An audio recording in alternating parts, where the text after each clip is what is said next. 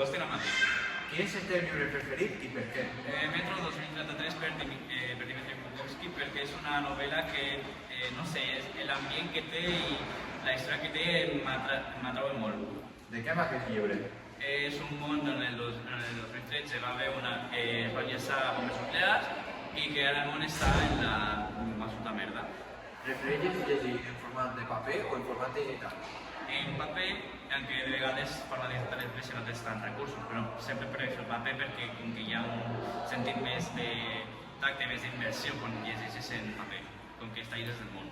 Quin gènere literari és el teu preferit? La ficció i la ciència-ficció.